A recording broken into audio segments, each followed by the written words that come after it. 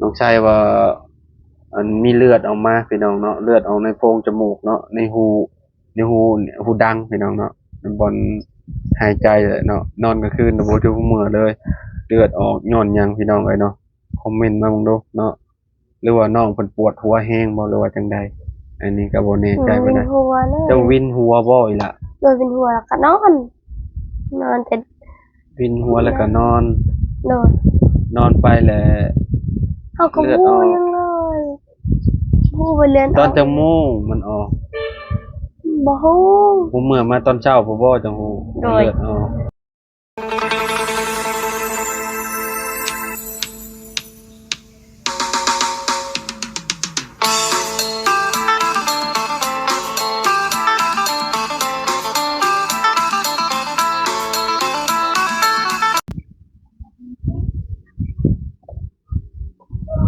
กราบสบายดี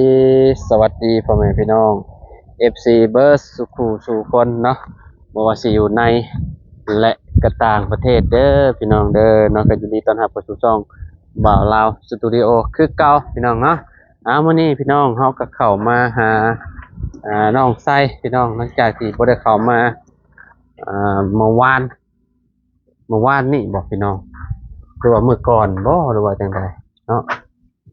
สบายดีบ่าวบุญคงโอ้บ่ได้พ้อกันแต่โดนน่ะเนาะ โดย พี่น้องเนาะอยู่ดีมีเฮงอยู่บ่อ่าพี่น้องเนาะถ้าก็มาฮอดบ่นี่ โดยมาฮอดเมื่อกี้นี้ โอ้ แบบว่าหยุดพักเรียกแบบว่าเฮ็ดอยู่ไกลๆนี่นะแล้วก็เลยมานะ เจ้ามานอนอยู่พี่บ่ โดยเอาเมื่อเที่ยวก็ได้ไกลนี่ มันบ่ได้ไกลปานใดเนาะ โดยว่า เฮ็ดอยู่แถวบ้านได้ เที่ยวบ้านมึงแซน แถวบ้านเมืองแสนนี่ โดย โอ้ใกล้ๆนี่เนาะพี่น้อง โดย ตอนนั้น ง่าย จะไปเฮ็ดอยู่ไสซะตอน โอ้ ที่ ไกล จะไป เลยเมืองพีนมันตั้งแต่เข้ามาแต่เมืองพีนบอนเฮ็ดเวียกก็50 แม่นแหละ หลักนี่แหละแต่ว่าทางยากเนี่ยทางภูทางพานบ่มีฮอดสัญญาณบ่ครับ อ๋อ นี่ก็ ตัวนี้ย้ายมาอยู่พี่นี่ เด้อ เป็นเดือนบ่หรือว่าจังได๋ บ่ฮอดเดือนย้อนย้ายแต่วันที่เท่าไหร่วันที่ประมาณวันที่20นั่นแหละ วันที่20สิย้ายไปใหม่บ่ เด้อ ย้ายไปทางใดอีกป่ะ มื้อวันที่20เดือนนี้บ่ แม่นจะสิได้ย้ายไปอีกทางใดบ้าง เดือนนี้ก็ยังบ่ฮู้คือกันบางเทื่อ ส ก็ งกรานต์บ่ได้หยุดบ่ซะปีใหม่ หยุดก็หยุด อ๋อหยุดวันที่เท่าใด วันที่10นี่แหละมื้ออื่นนี่เฮาแบบว่า มื้ออื่นวันที่9 โดย 9 10นี่หยุดเลยบัด โดย จนฮอดพุ่นแล้วติ โดย หลังสงกรานต์พุ่นแล้วเนาะ โดยยังบ่ฮู้เท่านั้นจักนะแบบว่าเพิ่นอ่า ยังบ่ฮู้เท่านี้ กองเตอร์เจ้ายังบ่มาบ่ ยังบ่มา บ่ได้โทรถามเพิ่นบ่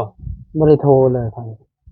ดนแล้ว อ้าว ได้แล้วเดือนปลายเนาะ เนาะได้เดือนปลายแล้วนี่ ยังบ่เห็นมา ยังบ่เห็นอยู่สิเข้า2เดือนเลย ตัวหน้าก็ยังบ่ มื้อนั้นไปบ่ได้ถามเพิ่นน่าสิยังคือกันบ่หรือว่าเท่าใด ใช่เอาน้ำให้แน่ลูกเอาน้ำใน ลูกสาวก็ตื่นแล้วเนาะคนน้อยแม่เพิ่นไปใช้นี่บ่มาคง แม่นึ่งข้าว แม่นั่งข้าวโอ้กินหยังอ่ะ เอาดำแม่ บ่เป็นหยังบ่เป็นหยังบ่ เอา เป็นห ก็ ยัง ไป บ่เป็นหยังเนาะ ไปไหว้สังกะดาว กินข้าวกินน้ำเลยบ่ กินแล้วค่อยไปเข้าค่อยไปกินแกงหน่อไม้อยู่บ้านห้วยยืง โดย แต่บอก ลุงเหิบเป็นคนแกง โดย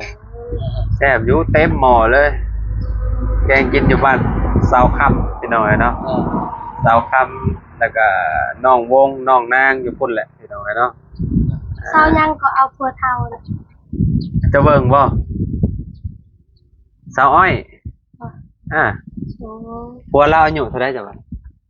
60ปลาย ฮู้อยู่เนาะ เพิ่งมาคงถึง บ่คลิปไผคลิปบ่บุญบ้านป่าบ่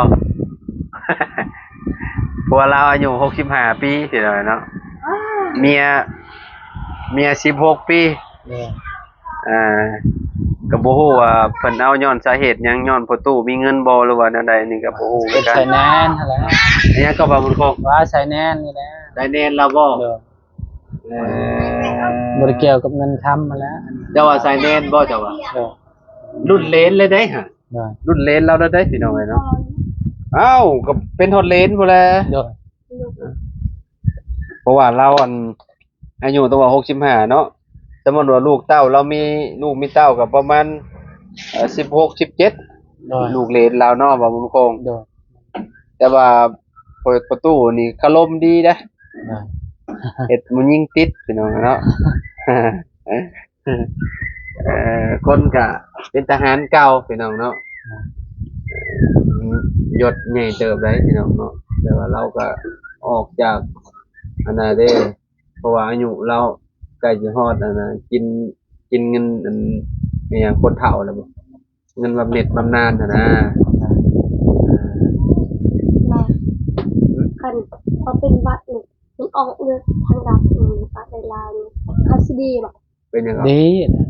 ออกเลือดทางดับนี่ จะออกเลือด ออกเลือดทางดับ เป็นยังคือออกเลือด โอ้โห เป็นวัดนี่แหละ ตื่นมาเลยหัวก็วัดเลือด อยู่มองนอนก็เต็มอยู่ตาย เลือดออกดัง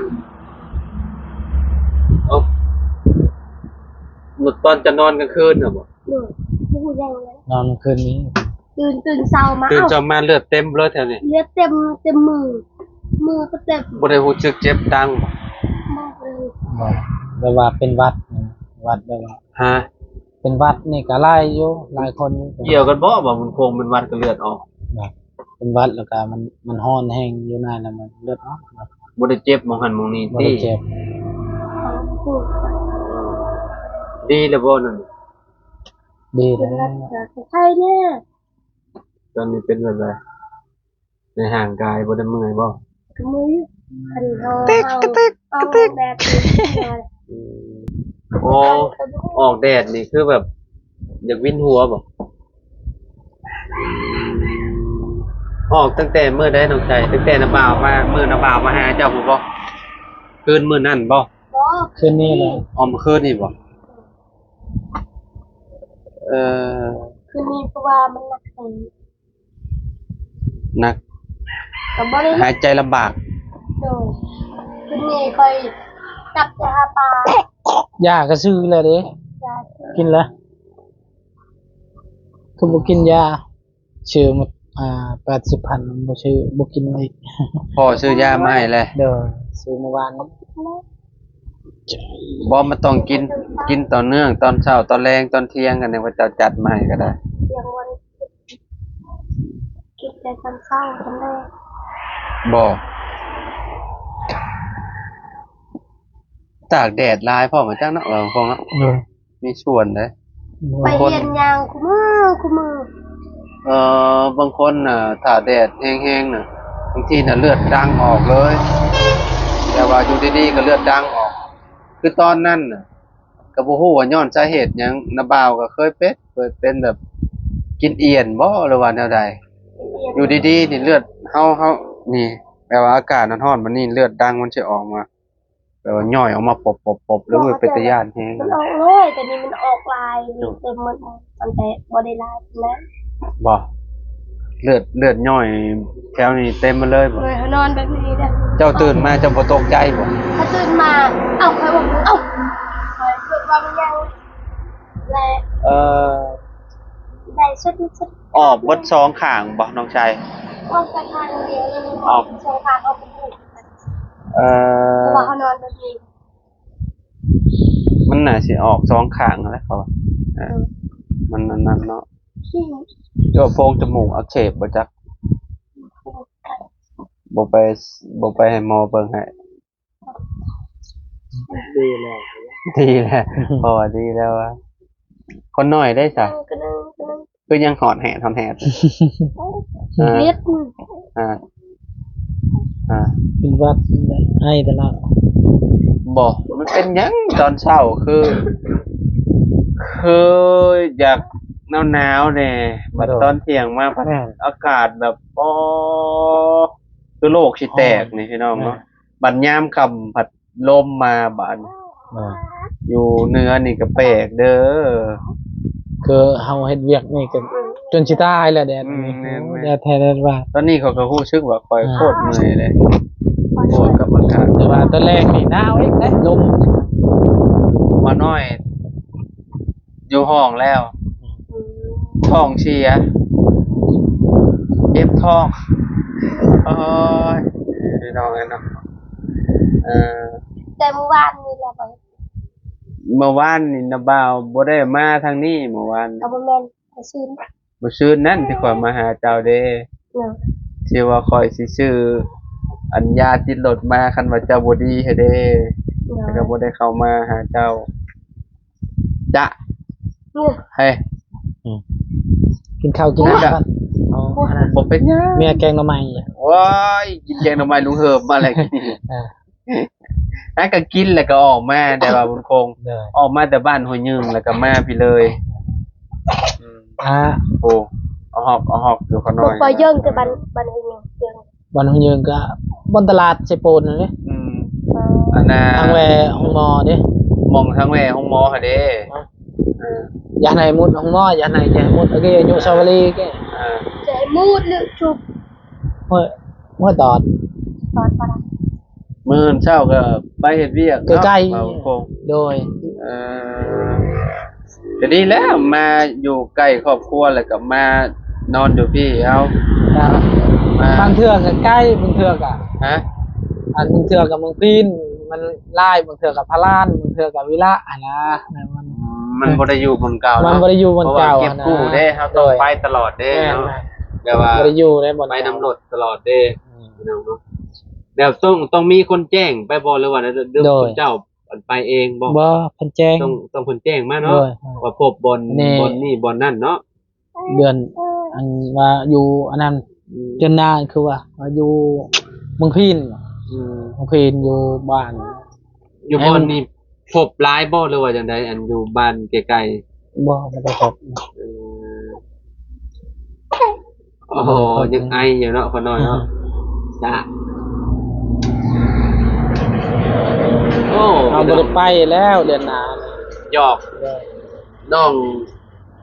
ลืมชื่อเลยเด้นี่น้องนุชดา นึกได้ นุชดาที่ตรงไหนเนาะ บาง ว่ะ บางคน FC เพิ่นก็ว่า นึ นุ ก ด ดา ดาว ว นุชดาเนาะ โดย เพราะว่าคอยจะว่านุชดาวแหล้ว น้องนุชนุชชา นุชเนาะน้องนุช สบายดีลูก ไผเป็น ส ค บาย น ดีปะ ตั้ง ลุง ให้ สบายดีปะลุง เจ้า สบายดีปะลุง ตั้งให้นุชดา สบายดี นี่นะ เด้อเอาหายแล้ว น่าจะมึงไงไม่ตักนุ่นเดิน ใหญ่เลยเด้พี่น้องเลยเนาะ น้องสาลี เดี๋ยวก็แล่นตำลังเอ้ยแลบบาดนี่จังหน่อยนี่พี่น้องเอ้ยเนาะ น้องสาลี เป็นได้ชื่อว่าชื่อชาลีให้บาด ว่าอะไรซิซิ ยังใส่ก็ยังซึมๆอยู่พี่น้องเอ้ยเนาะเรื่องวัดเรื่องหยังเพิ่นนั่นแหละเนาะข่อยเมื่อนั้นข่อยก็พอแล้วข่อยก็ได้ กินยาต้านเมียนเดี๋ยวกันบ่ไหวได้พี่น้องเอ้ยเนาะเป็นหวัดนี่มันอยู่ยากคือหยังนี่เอ้ย บ่ได้กลับ ข่อยบ่ เด้อ ใกล้ๆสิปีใหม่พุ่นแหละ เด้อ ประมาณวันที่10ปลาย เด้อ 11นี่แหละเอาวันที่11นี่แหละสิครับประมาณนั้นแหละมีบ่กี่มื้อดอกวันที่9มื้อ9 10 11นั่นแหละแป๊บๆพี่น้องเวลาน้องมาครบอาทิตย์เลย เอาบางเทื่อก็มื้ออื่นครับบางเทื่อก็มื้ออื่น เดี๋ยวสิได้เห็นกันดูอยู่แต่นั้นจะพักก่อนพักกับพุ่นแหละจนฮอดหลังสงกรานต์ไปแล้วเนาะ เด้อ โอ้กายมาเมื่อกี้นี่เห็นกระเจ้าลินอยู่ใต้ครัวเซบางเฮียงน่ะ เด้อ ลินเต็มอยู่ โอด นี่ยัง ไปรุ่นเพิ่นน้องพี่น้อง ดินกระบมวนบ้า ย่างนมแล้วเนี่ยเขาว่าคนน้อยน่ะ นี่บ้าสงการยังไม่ พี่น้องเอ้ยเนาะต้องใช้แบบบ่ลืมพ่อแหละไปพ่อไปหลายมื้อเลย อยู่กับพ่อเลยอย่างงอแงเนี่ยเนาะ เริ่มพูดความได้นี่น้อยนี่ก็ได้เนาะ น้องคนนี้สั่งนวดให้พ่อนี่ สั่งนวด พ่อ จะว่าเวลาหอมเพิ่นแยะบ่จัก แม่น อืมแม่นนี่ได้เด็กน้อยบางคนเพิ่นก็เพิ่นแยะหนวดได้พี่น้องเอ้ยเนาะ เวลาหอมหยังน่ะมันแบบว่ามันเด็กน้อยเพิ่นบ่มักอยู่แล้ว แนวที่ว่ามันแทงเนาะเพราะว่าผิวเพิ่นมันยังอ่อนเด้เอออ๋อมันนอนถ้าก็ตื่นบ่เลยนะได้อ้ายพี่น้องเอ้ยเนาะ แต่นาง สร้างมื้อใดได้มาเฮ็ดกี่ตะไคร้เจ้านี่เฮือนครัวน่ะ ยังบ่ฮู้คือกันแล้วเอิ้นนะ กันน้อง แม่ต้องนำเนาะ น้องปูนาบ่โมเมนต์แล้วเหรอวะมื้อนั้นข่อยไปเรือแต่มุงแล้วแหละจนเขาใส่แล้วเราหิวแล้วนะไอ้ไส้อ่ะยังบ่ฮู้ว่ามื้อใดเนาะสร้างมันจะมาเนาะตกลงสร้างแหล่ครับบ่สร้างแหล่ที่เฮ็ดเฮือนน้องปูนาครับบ่ถามมื้อนั้นเพิ่นคือว่าเพื่อนไปเฮ็ดเฮือนน้องไส้เพิ่นคืองงเนาะเพิ่นบ่รู้จักน้องไส้บ่วะเพิ่น น้อง นั้น บอกว่าไปเฮ็ดเพื่อนบ่าวบุญโคกเพิ่นจะฮู้ แม่นบ่ ข่อยเป็นฮู้ แต่ว่าเจ้าบ่ฮู้เนาะ โดย ต้องว่าไปเฮ็ดเฮือนบ่าวบุญโคมมื้อใดเนาะเป็นน้อยเนาะโอ้เล็บแง่แล้วบาดทีนี้เอาให้พอซะ พ่อพาไปกินนมโดด โอ้สั่นมากระลอกแล้วทางนี้นะพี่น้องเอ้ยเนาะคนน้อยสงสัยหิวนมแล้วเนาะให้พ่อเพิ่นพาไปกินนมก่อนพี่น้องเอ้ยเนาะพุ่นแหละไปเฮือนหลังนั้นพุ่นแหละเนาะโอเคนะพี่น้องเอ้ยเนาะมื้ออื่นพ่อกันใหม่โดยบ๊ายบายเด้อพี่น้องเอ้ยเนาะมาเจอบ่าวบุญคงมื้อนี้เนาะเพราะว่าเพิ่นเห็นงานอยู่ใกล้แถวนี้พี่น้องเฮาก็บ่ได้พ้อเพิ่นก็โอ้แต่ตั้งแต่ขึ้นบ้านใหม่ยังเห็นกันอยู่เนาะหลังตอนนั้นก็เห็นอยู่เห็นตอนนั้นเห็นชวนดินอยู่นี่เนาะชวนหินอยู่นี่แหละพี่น้องหลังจากนั้นเพิ่นก็ไปเฮ็ดเวียกเฮ็ดงานหั่นนะแล้วก็บ่ได้เจอกันอีกเลยมามื้อนี้ก็พ้อกันพี่น้องเนาะสั้นมันก็ล็อกน้องชายเนาะมันหายยากอยู่ได้อันเป็นหวัดไหมผู้ใช้เวลาพี่น้องเนาะให้น้องชายเพิ่นกินอันไวๆก่อนเพราะว่ามันสิอืดบ่ล่ะพี่น้องเนาะเป็นจังได๋อันทีมงานบ่ได้เข้ามาหาบ่จักมื้อแล้วบ่ได้เข้ามาเมื่อวานนี่มื้อนั้นบ่เมื่อวานนี่มื้อนั้นบ่จ้ะมื้อวานกับมื้อนี้เนาะเบิ่งกันน่ะ แม่นบ่เมื่อวานกับมื้อนี้เนาะแม่นแหละน้องชายเนาะดอกใหญ่ๆก็ทอง ก็เงียบๆนะได้พี่น้องเนาะบรรยากาศก็ได้เนาะน้องชายว่ามันมีเลือดออกมาพี่น้องเนาะเลือดออกในโพรงจมูกเนาะในหูดังพี่น้องเนาะมันบนหายใจเลยเนาะนอนกลางคืนบ่ทุกมื้อเลยเลือดออกย้อนหยังพี่น้องเอ้ยเนาะคอมเมนต์มาเบิ่งดูเนาะหรือว่าน้องเพิ่นปวดหัวแฮงบ่หรือว่าจังใดอันนี้ก็บ่แน่ใจปานใดจะวินหัวบ่อีหล่ะโดยเป็นหัวแล้วก็นอนแต่ วินหัวแล้วก็นอน โดย นอนไปแหละ เขาก็บูยังเลยบูไปเรียน ตอนจังมูมันออก บ่ฮู้ ผมเมื่อมาตอนเช้าผมบ่จังฮู้เลือดออก ฮู้มาตอนเช้าแน่แจกเลยใครสิไปเหี่ยวใครเบิ่งมือใครคือมีเลือดเต็มบัดค่อยเฮ็ดค่อยจับหัวค่อยแบบนี้คือมีเลือดเต็มหัวบัดซองใส่แว่นน่ะซองใส่โทรศัพท์เฮ้ยเลือดออกทางดากว่ะค่อยงึดคือกัน บ่ตกใจบ่ ตกใจเลย บ่ห้องกรี๊ดแล้วบ่ บ่ห้องคิดว่าข่อยสิตายแล้วใครเลือดออกแล้วบ่คือกัน ตอนนี้เจ้ายังวินหัวอยู่บ่ บ่ได้วินคันเฮาสิแดดเจอเฮาวินบ่ได้สิแดดตากแดดเก็บไฟโห โรงเรียนโอ้ยแดดแห้ง แม่นแดดแห้งเลยบวกกับอากาศพร้อมแล้วค่อยว่ามันร้อนมันหยังเนาะใช่เนาะ หน่อย ไปใส่ล่ะใช้ไปแล้วเด้อใช้เด้อ หน่อย เดี๋ยวจังหวะกันใหม่มื้ออื่นเด้อเนาะพี่น้องเนาะอยู่ดีมีเองเด้อ หน่อย หายไวๆเด้ออีหล่าเด้อ หน่อย เอาสบายดีน้องหล่า ส ใช้ บายดีเด้อขอบคุณหลายๆ โอ้ยขอบคุณหลายๆเด้อพี่น้อง